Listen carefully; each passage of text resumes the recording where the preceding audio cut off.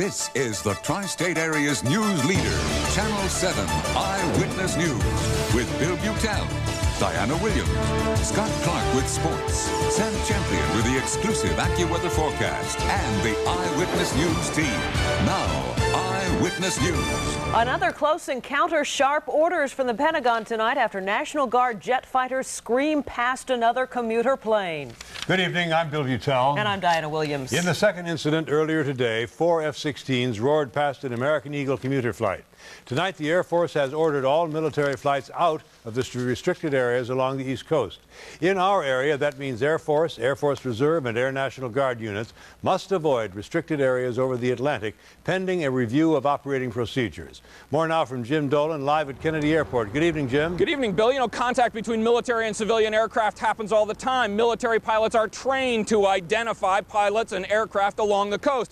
But maybe now they're coming too close, and maybe now military and civilian air traffic control towers aren't talking and communicating as well as they should. So as of tonight, all military flights in restricted airspace along the coast have been canceled until investigators can figure out what's going wrong. It was an American Eagle turboprop like this one, and the passengers on board probably never knew there was a problem.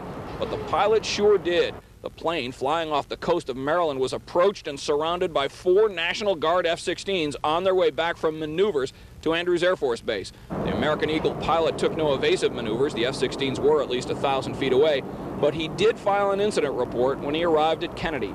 There was no imminent collision.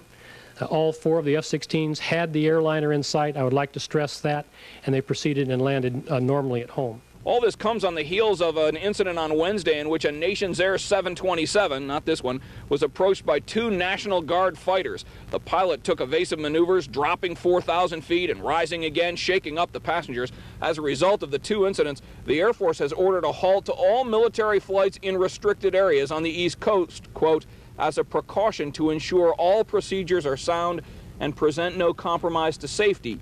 The engagement with civilian aircraft is not unusual, but high-tech sensors called collision avoidance systems on board the 727 showed that the F-16s came perhaps closer than appropriate. These collision avoidance systems that are being used are alerting us to things that happened all the time that we never knew before.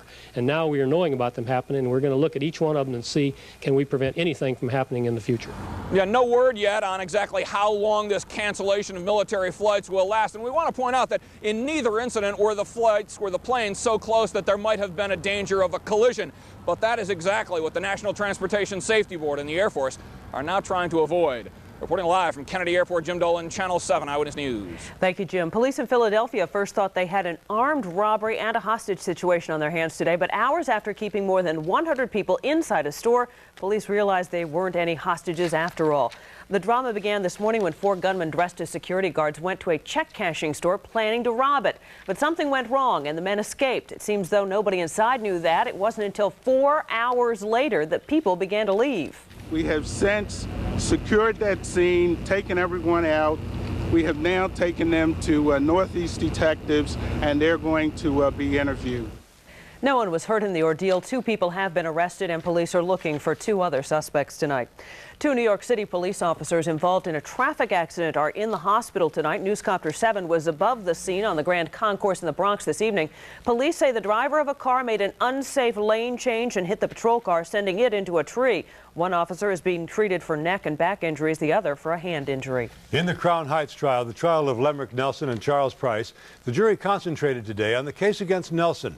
The jury asked for a rereading of testimony from a police officer who was at the scene where Yankel Rosenbaum was stabbed.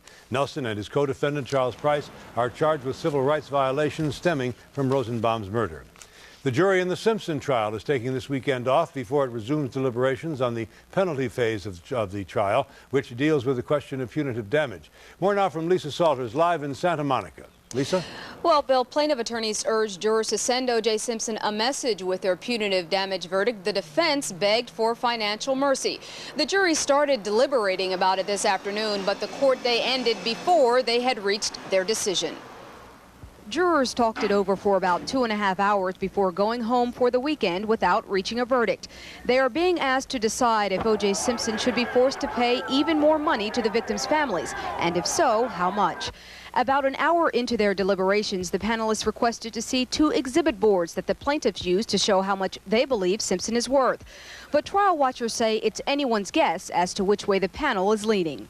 It's a real toss-up whether this jury is going with the Petrocelli theory, namely that O.J. Simpson is going to be worth maybe $20–25 million down the road, or do they go with the Bob Baker theory, that the guy is broke.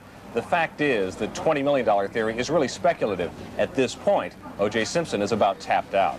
The plaintiffs wrapped up the punitive phase of the trial with a passionate appeal to jurors. Because Simpson hasn't been in court since the verdict earlier this week, Daniel Petrocelli told the jury, "You must send him a message as loud as humanly possible so he can hear it on whatever golf course he is hiding out on right now." Brown family attorney John Kelly urged jurors to consider the Simpson children, who would receive a portion of the punitive damage award.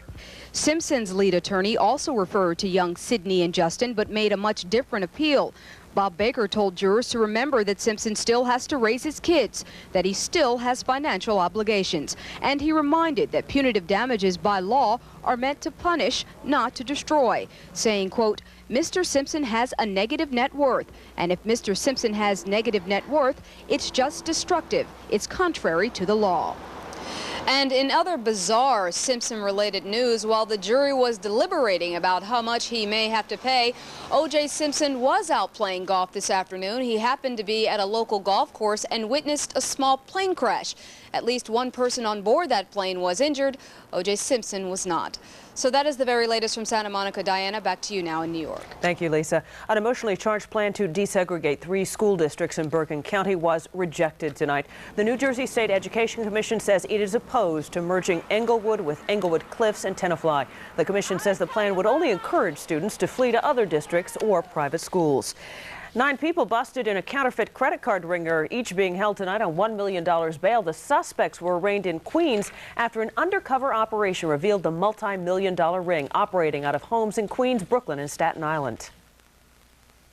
We recovered thousands of stolen American Express and Visa and MasterCard and Discover Card account numbers, equipment used to manufacture fraudulent documents, credit bureau reports, bank and brokerage documents, medical records. Police say the gang got legitimate card numbers and names from insiders at banks and brokerage houses. Then they allegedly changed the addresses on the accounts, effectively stealing people's credit. The Chinese New Year has gotten off to a happy but quieter than usual start in Chinatown. Mayor Giuliani said there would be zero tolerance of fireworks this year. There was talk of using tape-recorded sounds of the traditional fireworks, but those sounds were not heard tonight in Chinatown. On the Upper West Side, the spirit of the holiday was alive with a lion dance. The celebration of the Year of the Ox began this morning.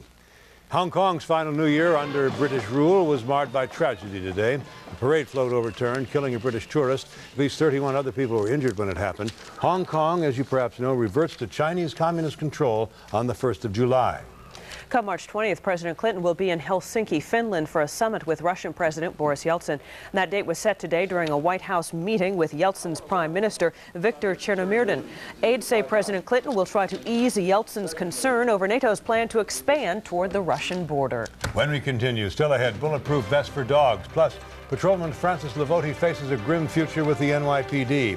A judge throws the book at him for the death of Anthony Baez. And it looks like a scene out of Speed. A hijacked bus careens through San Diego. We'll tell you what happened. And the end of a long, strange trip for a very large lobster. It's all coming up next on Eyewitness News.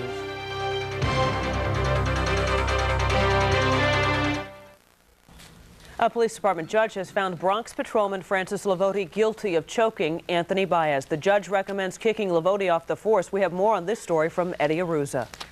This decision... Under portraits of her son, the mother of Anthony Baez declared tonight that justice had finally been served. This after a police department judge ruled that former New York City cop Francis Lavote was guilty in Baez's death. I said that if they look at the facts and they look at all the papers right, they'll find him guilty. And that's exactly what this judge did. Baez died in police custody in December 1994 after he and 2 of his brothers were arrested when a football they were tossing repeatedly hit Lavote's patrol car. The cop was accused of putting Baez into a fatal chokehold, but late last year he was acquitted in a criminal trial. Today, however, Police Trial Commissioner Ray Koschitz found him guilty of using the chokehold and that the chokehold caused Baez's death. Levodi was cleared of a third charge, unlawfully arresting Baez's brother David. Police Commissioner Howard Safer now must decide whether to fire Levodi. The recommendation of Commissioner Koshetz was that he be terminated from the force and that he not be able to collect his $500,000 pension. A pension Levodi is eligible to start receiving on February 26th, but a decision from the police commissioner is expected before then. The Baez family lawyer adds that today's verdict has made easier their $48 million wrongful death suit filed against the city. The city of New York now stands in a very difficult position to get up and defend this lawsuit and say that Officer Levodi didn't do something that was wrong. Levodi not only has the Baez family civil suit ahead of him, but federal prosecutors are reportedly also considering bringing charges against the former cop. In the Fordham section of the Bronx, Eddie Aruza, Channel 7 Eyewitness News. And a trial date has not been set yet for the civil suit filed by the Baez family. Bill? There is outrage in one New Jersey shore town tonight where a parody of Ebonics is no laughing matter. Most members of the Monmouth Beach Business Association resigned in protest after the president of the association printed a newsletter that appeared to mock black English. Person, it's a slang that they're trying to, a slur that they're making as African Americans. Anybody in the town that had anything to do with, like myself, would have to resign. You can't put your name on this, and I've asked them to abolish the whole organization. There's no word so far on whether the association will follow the wishes of the mayor and dissolve itself.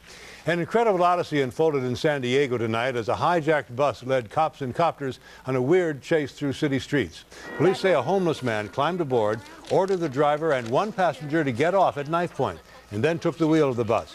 That began hours of pursuit along highways, local streets, through mall parking lots. It ended just minutes ago with a man on the ground, half a dozen police officers on top of them. All of it ended, no injuries to report, and everybody says it looks like a movie. Yeah, it was absolutely amazing, and it was all live on San Diego television all evening long. Well, still ahead, the changing face of plastic surgery. Would you believe you can have a facelift and be out in public again within 2 weeks? You'll be surprised by our special report. Plus, lost and found, a happy ending after a dog makes a great escape from LaGuardia Airport.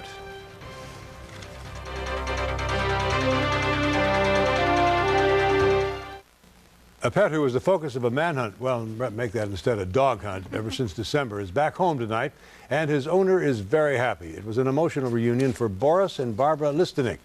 Boris disappeared after Barbara put him in a pet carrier for a Delta Airlines flight to LaGuardia Airport. Media coverage about Boris's disappearance led to flyers which were eventually seen by groups of Queens teenagers. A cab, and they saw the flyer in a cab. And they're like, oh my God, that's the dog we've been feeding for the past month in their backyard. Lucky find. The teenagers will get a $3,500 reward for finding Boris, and Boris gets the reward of going back home. Absolutely. Good for Boris. New York City's crime-fighting canines are sporting a new style tonight. They're wearing bulletproof vests. A member of the police department's canine unit modeled the new vest today. The Velcro-fastened vests are designed to protect the robo-dogs that carry video cameras while they search buildings for dangerous suspects. And there is a rabies warning tonight in Rockland County. Officials say anyone who touched the raccoon found dead at the Marian Shrine must get immediate medical help. Officials say the raccoon was rabid. Its body was found along a shortcut favored by local high school students. Some people do and some people don't admit to having them, but hundreds of facelifts are done across this country every day. And the best news for patients is it's becoming a much easier procedure. Sarah Wallace is here now with a special report. Sarah? Bill and Diana, indeed it is. Thanks to new technology and techniques, facelifts have dramatically changed over the past 10 years. With the most common procedure now, you can be out in public in less than 2 weeks. The definite trend is for facelifts made easy. Gabby Menders, in her early 50s, is fit and fabulous looking, but she wanted to change this part of my face here and the neck and under the chin, because I think it will refreshen my face and make it look a little younger again. To get that look, Eastside plastic surgeon Dr. Stephen Herman is giving Gabby what's called a mid-level facelift. In some patients, you can lift just the skin. In most patients, you need to lift the skin and the structures below the skin, which is the lining over the muscles. The good news, incisions are all now made above and inside the ears, so they're virtually hidden in the hairline. There is also a third type of procedure where you can actually go right down to the bone and lift everything that's on the side of the face. There are some older patients who really need that to get a noticeable benefit. But the recovery rate for the deep plane facelift may be 3 to 4 months. Gabby's is 3 to 4 weeks. Her neck is getting lifted too. We're then going to separate the skin so that we can pull up the extra skin of the neck. Then we're going to be putting some stitches in the muscle of the neck called the platysma, which will then give us a much better correction of the entire neck right down to the chest bone. Finally, Dr. Herman uses an endoscope. It's a video camera on the tip of a long needle. One of the problems with aging is the fact that the fat which overlies the cheekbone and gives a nice full look to the cheeks starts descending down and falls below the cheekbone. There's a picture of the cheek fat, which is what we want to relocate. The endoscopic technique is attracting scores of younger women who don't need full facelifts, but just want to target one problem area, such as the forehead, neck, or cheeks. We can actually go in with a video camera, make an incision just in the upper eyelid, and lift up the fat and reposition it into its normal position on the cheek, which is a very fast recovery. But even in Gabby's case, 8 days later, she gets her stitches out. And when we talked to her a month and a half after that, well, first, check out the before and the after. Especially notice the new cheekbones. When the stitches came out, I could have gone to a party, I could have gone out, I could have done anything I wanted to with a little makeup. This fresco of Gabby was painted by her artist husband 25 years ago. Now she's delighted to compare then and today. You can see actually the whole line. If I stand like this compared to the fresco, you know, it's quite the same. So it makes me very, very pleased. Understandably, the costs of facelifts do vary depending on the type. If you want a simple skin lift, it'll likely be in the $6,000 to $8,000 range. But for the very complicated deep plane lift, you could pay as much as $12,000. It's an expensive nip and tuck, isn't it? It's a very expensive nip and tuck, but a lot of people think it's worth it, Bill. All right, thank you, Sarah, very much. Thank you, Sarah. Well, we could, Sam says, see some snow tomorrow. Time Champion's AccuWeather forecast is just ahead, but first, here are tonight's winning New York lottery numbers drawn earlier this evening. And for those of you holding New Jersey tickets, here are your winning numbers. Now, tonight's live drawing of Take 5. It's New York Lottery's Take 5 drawing, observed by an auditor from KPMG, Pete Barwick. Good evening. It's Friday, February 7th, 1997. Take 5 players can win cash prizes by matching 5, 4, or 3 numbers, or a free bonus ticket by matching just 2 numbers. Now for tonight's Take 5 numbers, the first winning number is 35. Tonight's second winning number is 16. The third winning number is 13. Tonight's fourth winning number is 32, and the fifth winning Take 5 number is 5. Tonight's winning Take 5 numbers are 35, 16, 13, 32, and 5. For the New York Lottery, I'm Judith Ortiz.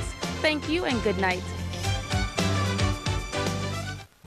Time now for the weather. Sam's here, and we're talking snow for the weekend a lot, a little. Certainly we start south and work north with the greater amounts. D.C. comes in with 4 to 6 inches of snow, possibly 8 inches of snow in some locations. And you get much less as you get up here. Well, we'll line it all out for you, show you exactly what's going on. Certainly this system is moving to our south, but we've got plenty of cold air pulling it around behind it. And kind of on top of it, at 35 degrees, north winds at 7 miles per hour. Our low temperature had been 31 for this morning. We'll probably go down another degree. By the way, a little extra tide, not just because it's a new moon, which would normally give you extra high tides, but we also have a coastal flood watch in effect for Saturday into Saturday night, certainly because of this offshore system chopping up the water, spinning around the winds off the coastline, and pushing that extra water up on shore. So now that you're aware, about probably 1 to 3 feet above normal at tides in many locations. So 1 to 3 inches of snow is what we're talking about down south. And you could get about an inch or some accumulating snow as southern Monmouth County. That's as close to the city probably as it comes. Even out toward the end of the island, because remember, this storm exits the coastline somewhere along the Virginia-Carolina border and then curves up. Well, it's far enough away that I don't think we'll get a lot of snow in our direction, but we will see some clouds and we will see some flurries, and we will have cold temperatures to come this weekend. 23, 30, 35 seems to be the range. 43 right on the Jersey shoreline this hour.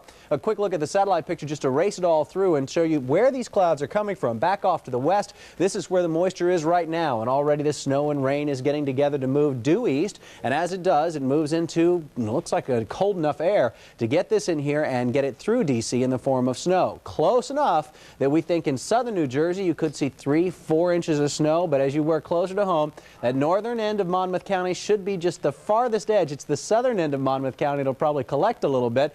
We think it'll be that close, but that just means we've got a narrow window for change here. If this storm does wobble one way or the other, we're getting a little more snow than we'd anticipated. So we'll watch it carefully. Of course, Leo Goldberg will be with you all weekend long to check that out for you. I just think all we're going to see are flurries out of this system. 30 degrees, but some cold air coming in. Mostly cloudy skies at 7 o'clock in the morning. Cloudy skies and some snow flurries tomorrow. It is not going to clear out as soon as we thought. It may stay cloudy all day on Saturday, but the sunshine does come out on Sunday.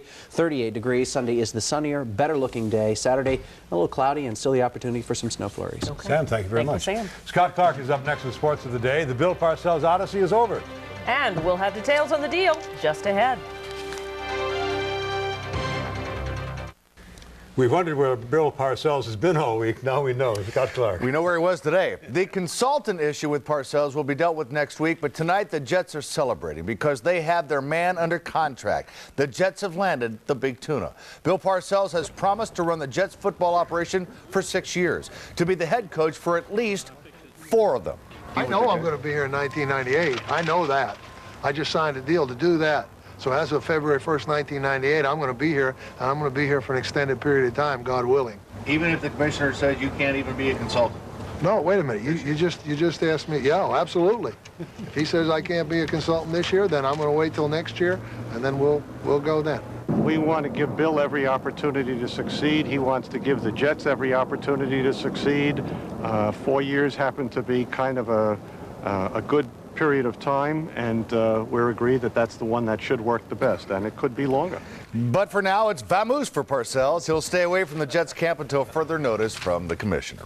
Hockey tonight. The Devils stretched their unbeaten streak to 6 against the Florida team, the Panthers. But it was a bubble that burst for Devils coach Jacques Lemaire. His club led 1-0 after 2. When Billy Guerin scored early in the third, the Devils were in good stead. But the Panthers fired back. Johan Garpenloff beat Martin Brodeur twice in 4 minutes. It ended 2-2. Hey, the Dallas Mavericks kicked off the NBA All-Star Weekend by naming former Knicks coach Don Nelson their new general manager. Meanwhile, in Cleveland, Patrick Ewing will be doing a lot of this over the weekend, joining the All-Star walking wounded with a strained groin. But what, Grant Hill worry? I don't think the game will suffer at all. I think it'll be just as exciting, even more exciting. Because Chris Webber can get up down the court, but Pat Ewing, he's kind of old. He can't do that. Hey. Let's tee it up. Steve Lowry, a one-stroke leader along with Mark O'Meara. Midway through the Buick Invitational in San Diego. Cross Pacific, look at the Tiger Woods paid $400,000 just to show up in Thailand. Fired a 64 to take a 2-stroke lead after 2 rounds of the Asian Honda Classic. And in Naples, Florida, David Eichelberger teed off at 17, tied for the lead with Al Geiberger in the LG Senior Championship. Went into the brush. He lost the ball, so it was back to the tee he went. This time, better location, but not quite good enough. Into the brush again. This time he found it, but more trials. Back to Eichelberger. Hello. 5th. Dropped out 6th. That's number 7. He began the hole tied for 1st. He ended it tied for 49th. Oh, no. But he one-putted the 17th, and there's something to be said for that. Finally, we have boxing. Friday night, the fight's more lost than a fight, really. Oliver McCall came leaping into his WBC heavyweight title bout with Lennox Lewis. When they started boxing, Lewis dominated the action for 3 rounds. And then after the 3rd round, McCall just wandered around the ring aimlessly to the disgust of his trainer, George Benton. Finally, after round 4, McCall just broke down. The fight was called. Lewis was given the 5th round TKO win and the title. Oliver McCall, just out of drug rehab, was apparently not ready to return to the ring. They're holding up his purse. I'm Scott Clark, and that's it for sports. That's sad. Too bad. Thanks, Scott, very much. Thank you, Scotty. Still ahead, one lucky lobster. He's a big lobster, and tonight he's escaped the lobster pot. The story next. Looking ahead to tomorrow, the 8th of February, Vice President Al Gore visits Chicago with the Russian Prime Minister. Finance ministers meet in Berlin to discuss the euro, the proposed single currency for Europe, and France awards the Legion of Honor to the late U.S. Ambassador Pamela Harriman. Finally, a huge lobster that was headed for the dinner table is instead headed now for home sweet home. The 16-pound lobster will be released into the ocean off the coast of Maine this weekend. He or she has had quite an odyssey. First, it was caught off Rhode Island. Then it ended up at a Seattle charity auction. The highest bidder there spared its life by shipping it to Freedom in Maine. They say the lobster is at least 100 years old. What does a lobster do for 100 years? I guess he sits around and goes to Hangs lobster out. pots. Yeah. Big Lobster. And that's the news for now. Enjoy the weekend. I'm Diana Williams. Nightline is next tonight. Michael Jordan is the subject. For Diana and Sam and Scott, all of us at Eyewitness News, I'm Bill Butel. Thank you very much for being with us. Have a good weekend. We'll see you Monday. Till then, good luck and be well.